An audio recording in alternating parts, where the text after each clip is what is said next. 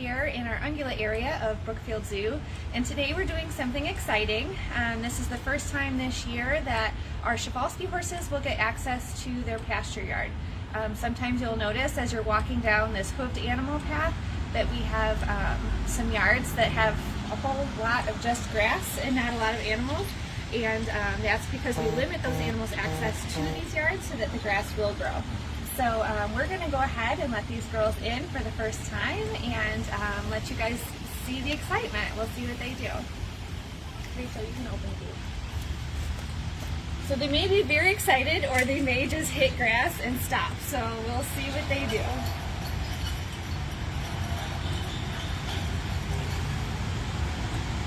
We were really curious earlier as we were testing these gates to make sure that they worked. How many of these horses do we have at the zoo? We have two Przewalski horses right now. We have 20-year-old Bakit and 16-year-old Solongo.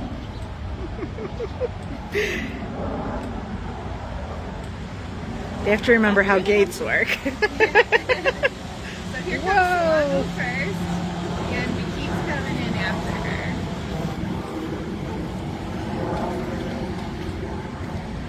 Wow, you weren't kidding about them being excited. Yep. So horses are naturally grazers, so grass is what would make up the bulk of their diet in their native habitats. So this is, not only exciting for them, but it's good natural forage for them as well. And this spring grass is a real treat for them. Animals tend to get really excited for spring grass, so we have to actually be careful about the amount of time that they have access to this grass when they're just first getting used to it, because it's very rich for their bellies, and it can really be like eating a whole chocolate cake all at once. So usually as we're acclimating them to this space, they only get it for an hour or two at a time, and then we slowly build up their access to this area over time. So through the summer months, they'll get access to this yard like 3 or 4 times a week, and it's enough for them to get access to that grazing, and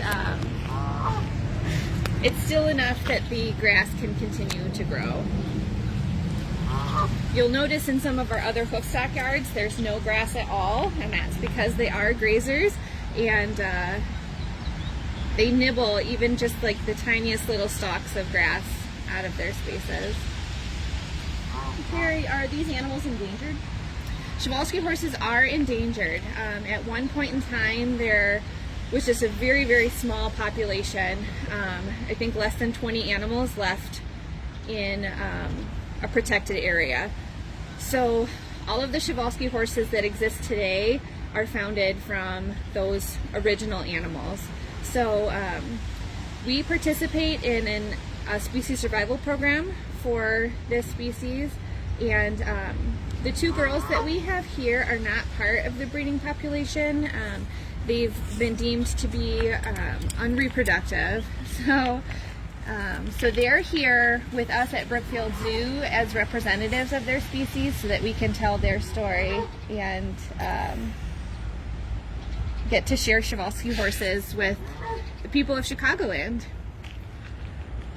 I have never seen them run so much. Yeah. I should always get out here during the first time they get access. They get excited for grass. Tell us a little bit about their natural habitat. So they're from the steppes of Asia, and so it's a high elevation. It's fairly arid where they live, but they experience changes of season just like we do here in Chicagoland. So you'll notice that they still sort of have a thick winter coat, and they'll be slowly shedding that off as the weather turns warmer. So the temperatures in their native habitats are a little bit more extreme than what we experience here in Chicago. So it gets a little bit warmer in the summer months and a little bit colder in the winter months. So they're very well adapted to dealing with our Chicagoland weather, and so this is a species that you'll find outside year-round here at the zoo. Now, some people have noticed that they have numbers on their flanks.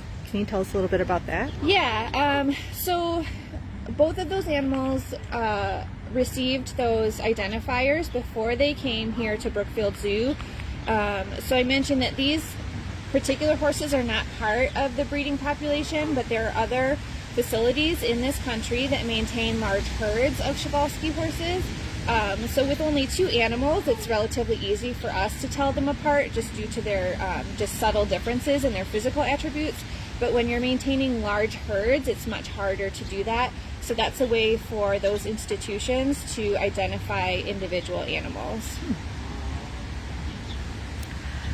Are they trained at all? Do you have to do any kinds of injections? We've done minimal training with these 2 individuals. They are trained to step onto a scale platform so that we can get routine weights as just part of our regular welfare monitoring. And they also receive regular hoof care. So Salongo is trained to enter a trailer so that we can bring her over to our veterinary services facility so that she can get hoof trims over at vet services.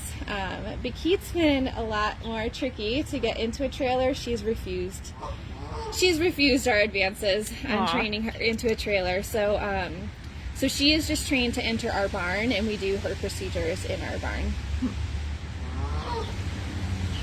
Is their summer coat dark or light? It's about the same color actually as what you see currently. So just as part of like their individual coloring, Bakit's a little bit darker than Salongo is, and that stays true in both their winter coats and summer coats. Are they related to each other? They are not any more related to each other than the entire population is. Do you have to maintain their manes and their tails? We don't. They maintain that all on their own. And yeah, they're a little bit less maintenance than a domestic horse because they'll take care of that on their own. We will see that as they're shedding these winter coats, there will be a lot more hair that we find on like the fences that surround their habitat here, and that's because they will rub that off. So we do provide them with some extra like brushes and like scratchy surfaces to help shed that hair off. Mm-hmm. So can you remind us about why these 2 horses are here? Are they here for breeding? These 2 are not here for breeding. They're here as exhibit animals so that we can share this Przewalski horse story with people here at Brookfield Zoo. These 2 individuals have both been deemed to be unreproductive, or they're infertile, so they are not part of the breeding population, and it gives us an opportunity to share their story while allowing those facilities that are breeding to be able to focus just on those animals that are contributing to the breeding population. Oh, so they just kind of get to hang out here and They do, yeah. enjoy this luscious grass. Where is this yard in relation to where they're normally located? So it's just right next to the yards that they're normally found in. So as you walk along that hooved animal stretch on the north end of the park, this yard is just a little bit further east down that stretch. Yeah, so they're right next to the camels. Yeah. Which, they were there just a minute ago, but they got bored. The camels too sometimes come into this grassy yard and enjoy the grass over here too. Well, that's great. What do you like best about the Przewalski horses? I like their personalities. They tend to be a little sassy, and they do establish a social hierarchy. So it's interesting to see how they interact socially, and sort of the things that they do to sort of establish their pecking order. These 2 are buddies now. They haven't always been. They seem to have mostly worked out whatever social differences that they've had. So are they pretty much like domesticated horses? Are there any differences? There are differences, just in their physical appearance. Przewalski horses are more representative of like an ancient breed. They're deemed to be the last of the truly wild horses, so there's conflicting evidence about it, but the general understanding is that this species has never been domesticated. Oh, wow. So you'll see that their mane is more upright, which is more indicative of ancient breeds, and they're not showing it off really well from this location, but they do have some striping on their legs, and that also is a feature that was more represented in ancient horses. Yeah, they almost remind me of fjord horses. Yeah, if you remember years ago here at Brookfield Zoo, we had fjord horses, and they're a type of a draft horse, and they look sort of similar. So they're relatively short and they're pretty stocky, and that's to help them in their native habitats, surviving those really harsh conditions. Do they ever chase the geese? Someone wants to know. They did chase the geese when they first came out. I think it depends on whether or not the geese are in their way to access the grass that they want to eat.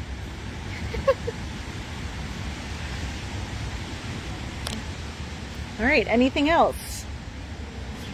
I don't think so. So you'll see, for those that missed at the beginning, you'll see that sometimes these horses are given access to these grassy yards, and sometimes these grassy yards are left empty, and that's to allow us an opportunity to let the grass grow so they don't eat it all.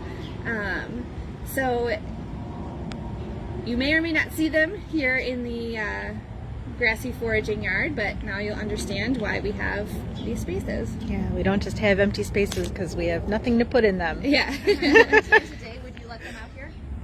Say that again. How many times per day would you, or They'll get let out for an hour or two at a time as we build up their tolerance to this grassy area.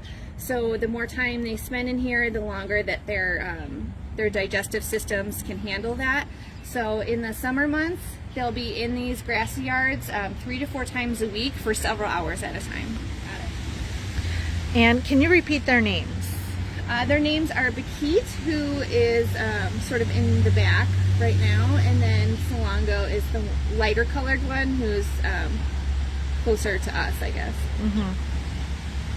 Okay. Anything else? Sure. Okay. Thank you guys so much for joining us for this live video here today at Brookfield Zoo. We appreciate your support so much.